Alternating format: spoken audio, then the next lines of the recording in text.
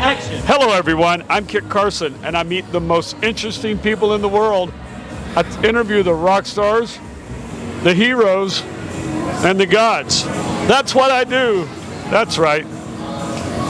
But I'm none of those. Let's see. What is your name, sir? Everybody wants to sit with Kit. Yeah. My name is Bobby DeVito. Bobby DeVito. Bobby, where are you from?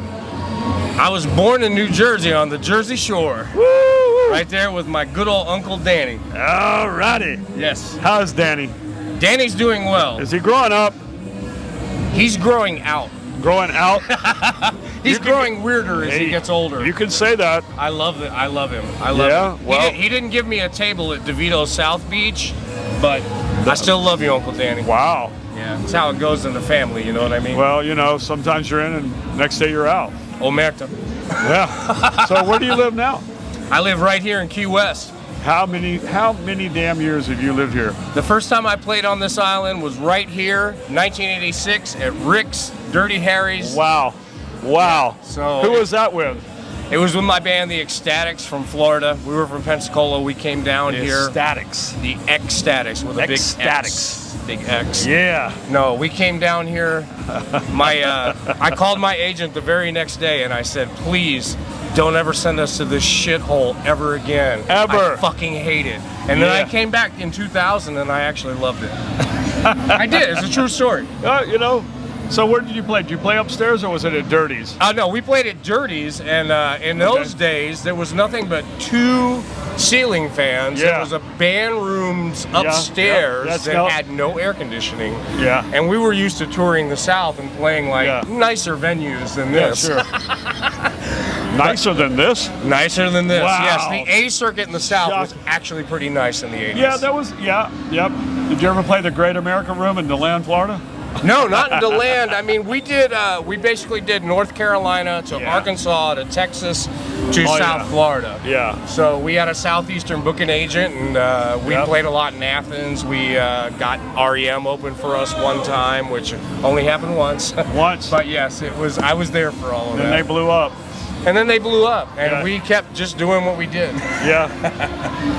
But I love Key West. Yeah. So how long have you lived here now? It's been on and off a long time. I just came back from 2 years in the Himalayas. I just spent 2 years in the Himalayas. Holy shit. Studying with the Tibetans, Nice. with the Tibetan exile population in Dharamshala, India. I spent some time in a monastery. Got divorced a few years back here. Ex-wife number 6. Like the ladies. I love the ladies. You know, my boss was Bill Blue. Yeah. I played with Bill Blue for many years. Oh, so, wow. Yeah, Bill Blue was my older brother. Were you one of the nervous guys? I was one of the nervous guys. Towards the end, Bill came to me and asked my band to back him. And I'm sorry, I'm distracted by all of these beautiful women walking by. How are you doing? Holy shit! Come over here. I'm getting married. Look, she's getting married? Whoa! When are you getting married? November 2nd. November 2nd? What's your name? Morgan. Morgan. Hi. See, this is what happens on the show. This is what happens This is here. what happens It's on so nice Duval to meet Street. you. I hope you have a lovely wedding. Morgan, enjoy. Yes, you look yes. lovely. And I'm sorry to disrupt the interview, but it's truly what happens. I mean, it is truly what happens at least once a night during the show. Somebody bombs the show. yeah, of course. I And mean, you can't look at complain. these lovely people. But it's I what mean, we do. We sit out here and we talk to the rock stars, the heroes, and the gods. Well, I mean, obviously our job here, and it didn't come clear to me until my time in the Himalayas, is that, you know, I spent many years here. This is an honest admission. I spent many years here being a self-absorbed asshole of a musician. But the Whoa, let me process that for. Hold on, a self-absorbed. But Wow. what I've really learned is that, like, you know, we're here to make people have a good time. Absolutely. To help, like, we're providing the soundtrack to that movie. Yeah, and know? so many people forget that, and it irritates me sometimes when I run across, you know, some people in the service industry that have an attitude. It's like, come on, brother or sister, your job is to help them have a good time. Yes. You're the conductor of the tour.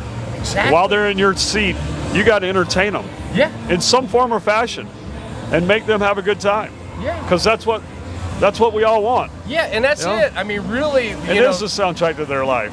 the one thing that I've learned from being around the Dalai Lama and all the other monks there is that truly we're here to serve our fellow sentient beings, and Yeah. like, you know, whatever gifts we have, whether we're good at like interviewing people, or whether we're good as a musician, whether we're good as any sort of creative aspect, we're supposed to give that to others freely. Yeah. Like, and I didn't do that for many years. I apologize, Key West. I kept to myself, but I'm trying to change that up a bit. But I'm still an asshole.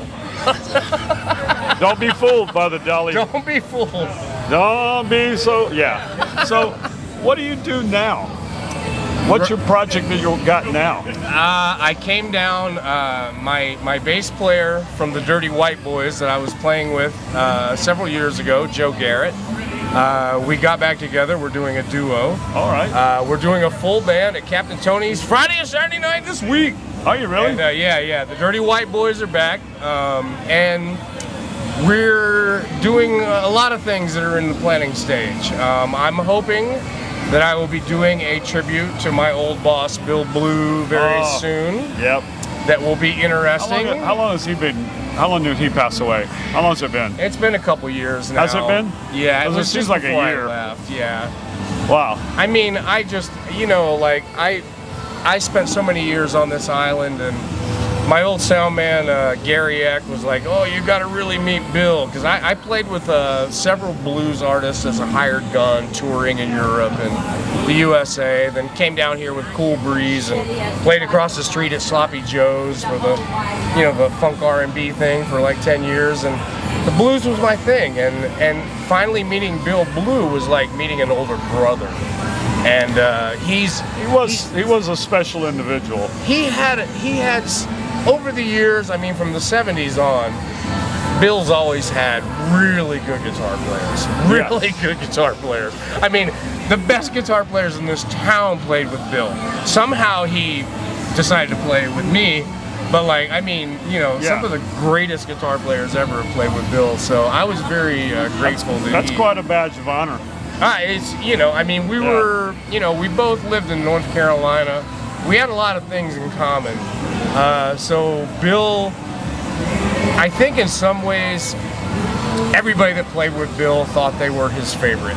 And Bill told me I was his favorite. What a good mentor he was. He was a very good mentor. He was a great guy, and I miss him dearly. That's the best, man. That's awesome. He's real Key West. Yeah, you know, and unfortunately, we don't always realize it until they're gone.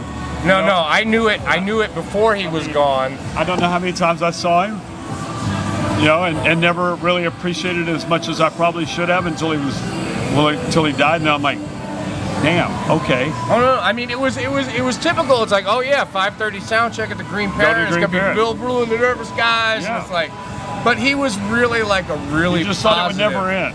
Yeah, You know, we just think that.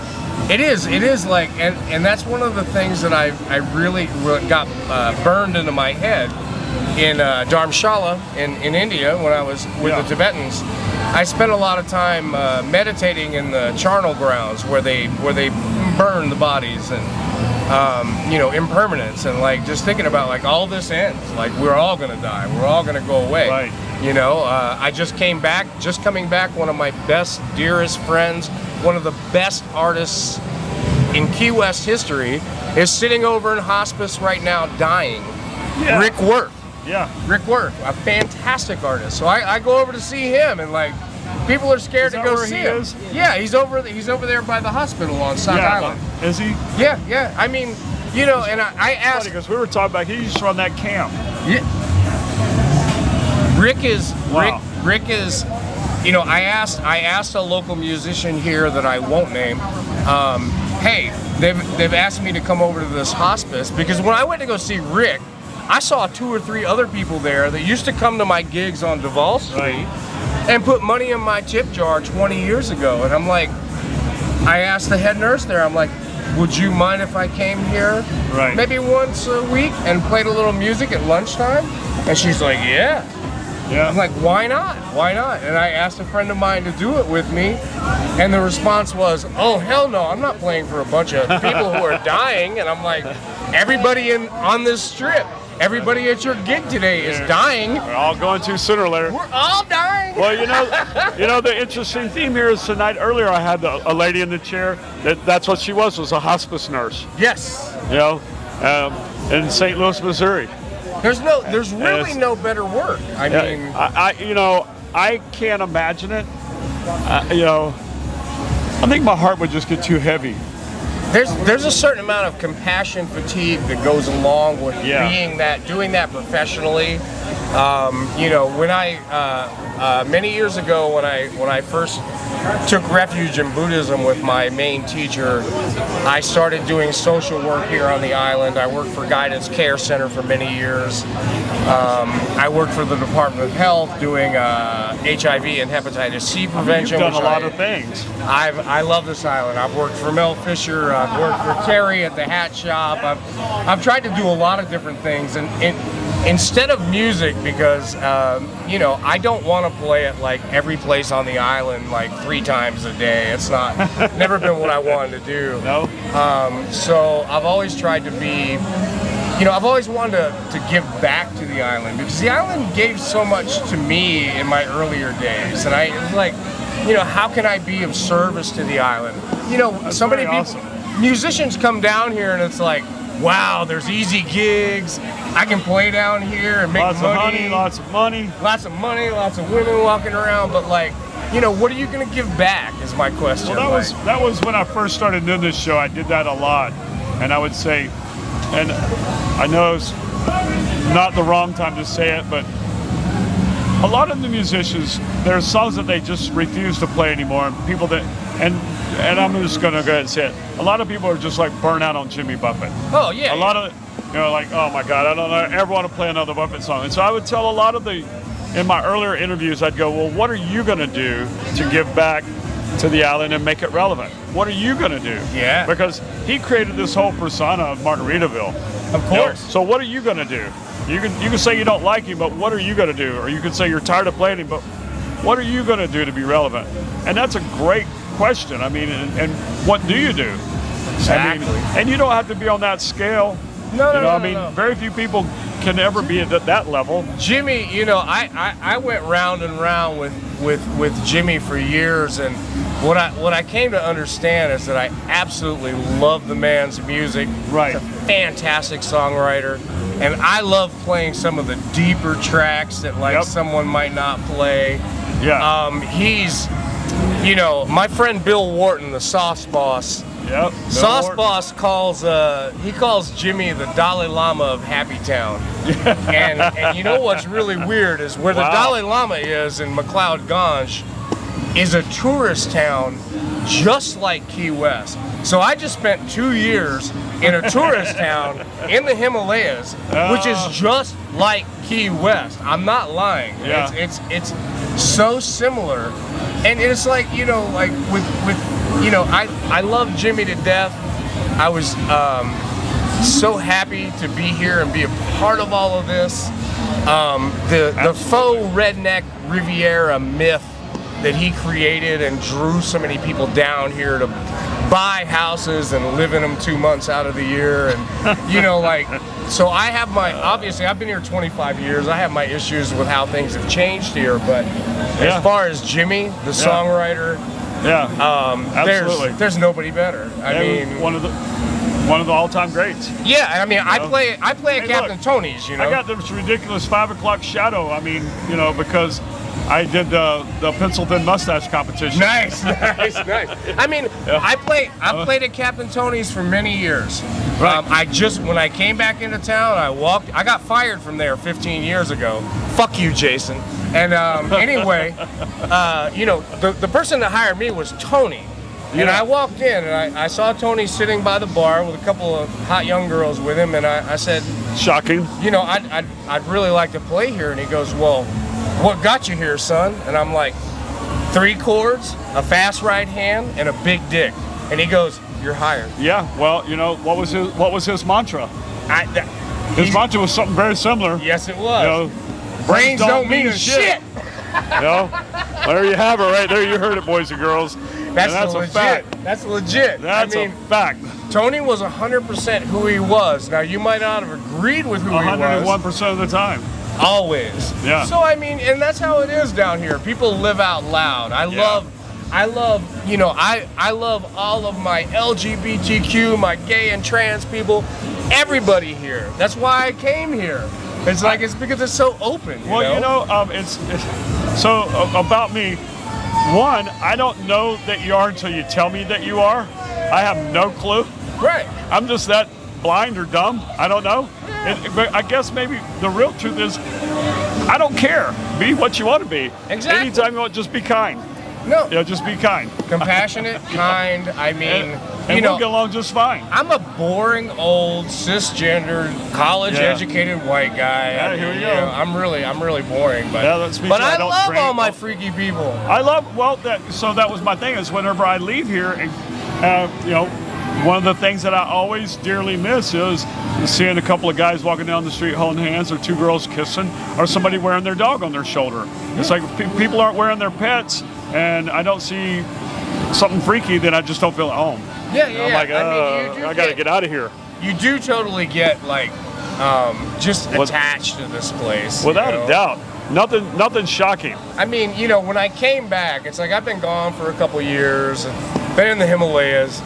I show up, I'm sitting at Five Brothers in the morning having my coffee, and then there's like cops coming up and going, hey, what's happening? And they know me. It's like, I know people in this city. It's amazing, isn't it? Yeah, it is. I know Reno calls themselves the biggest little town or something, but we're very, very similar in that we just have such a diversity of everything. Yes. I mean, name me one other city that's a town of 25,000 that you could go to a different restaurant every Saturday night and still not do all of them. Oh, yeah. I mean, and I'm not talking about McDonald's. Nothing wrong with McDonald's, but you could literally there's 50 different restaurants that you can go to. There's no other place you can go to Moe's and have amazing Haitian food cooked for you by the owners right there, bringing it out to you. I love Moe's.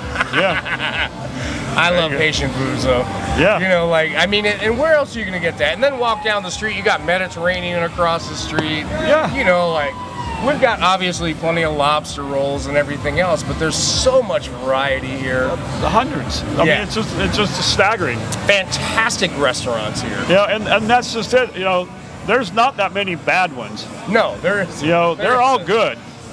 B.O.'s Fish Wagon. I go to Harpoon Harry's practically one of my favorites. Several times a week. I love those two places. Yeah. Just on and on and on. That's why I've been eating at Schooner Wharf for 20-something years. The people in the kitchen at Schooner Wharf, those Haitian guys know how to cook, man. Yeah. They're good. So I love it here. There's just no end to the amount of intrigue that this island brings, tons of art. Yeah. I mean, you could go to a dozen art galleries. Yes. Easily. And there's so many. I'm a photographer, like obviously I'm a musician. We've probably got 4 or 5 photography. Alan Maltz. Yeah, think about like Shade and Shutter up there on White Street with Sarah and her husband, who's like a potter. Like, there's so many photographers here. Ralph De Palma, love Ralph De Palma. Yeah. Paul Blatt, Teresa, wherever you are. There's so many great photographers here. It is. It's inspirational for me because, like, number one, I can walk up and down the street anytime and find something inspirational to shoot, and I do it all the time. But, photography is something I've never made a penny off of. It's sacred to me, so I do it because I love it. I still, I don't do it that much anymore, but I did it as a child and in high school. But I still walk around this island and I go, I've got to take pictures of that. Yeah. I've got to photograph that. You see it. See it. Yeah, you still look at it and you still go, I got to take a picture of that. Exactly. Still to this day. I've lived here 39 years. It's photography is not about what you're seeing. It's about how you're seeing it. Yes. And it's amazing. You look at this place and it's so picturesque. It's so easy. I mean, I spent so many years here, like, playing music, late night, partying all night, sleeping all day, ignoring it. No idea what he's talking about now. Not really Yeah. paying attention Yeah, yeah. to the beauty that was around me. Well, you said that earlier when we were talking, and it made me kind of go back into my gray matter, and I wished I would have been paying a little more attention when I was 25. Me too. But I don't know if it's always possible. When you're that age, you are pretty self-centered and self-absorbed. Yeah. I've told this story a few times. I'd been here, I don't know, maybe a year or two, and I remember going upstairs to this little tiny, funky little office above Captain Tony's. Oh yeah. And I'm not even going to begin to tell who all was there, but it was like 6 of us, and it was his 70th birthday. Nice. And I remember going, damn, when I'm 70, I want to be like that guy. Yeah. And little did I know we would have his 90th birthday party at Rick's, 20 years later. And I'm still going, I want to be like that guy. Yeah. But I had no idea during those times who I was hanging out with and how special it was. I know. I appreciate it now, but I wished I could have had a little better understanding. The Mel Fishers and the Mel was an awesome guy. Tony was an awesome guy. The Hunter Thompsons when he was here, and Hunter Thompson, Divine, and Shel Silverstein. Shell. See him walking down the street all the time, and you talk to him, and I had no clue what he'd really done. No. And I loved Dr. Hook, and I had no idea until after Shell died that he wrote He wrote that song. He wrote a whole bunch of his songs. There's a great video of them on a houseboat somewhere in Anchorage singing some of his songs. Oh yeah. We still do. It's amazing. We do cover of the Rolling Stone, because it's like, I have an allegiance to Captain Tony's because to me it's like one of the only true dive bars left in this town, and really that's where I belong. I don't belong in the nice upscale joints. I really don't. So maybe you need to write that song. Jimmy wrote that he put his Hush Puppies on because he wasn't meant for glitter rock and roll. Yeah. So maybe you need to write the song.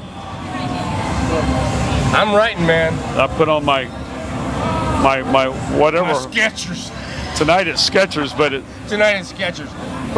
Probably some kind of sandal. Usually some boots. Well, that's whatever. That's the craziest thing. I mean, most of my band members down here have always showed up to gigs in shorts and fucking flip flops, but right. I actually wear pants and grown men's shoes when I gig. You know what? There's something to be said about that. I don't mind the very casual look. Not at all. But then again, I kind of say, there again, it's your job to entertain us.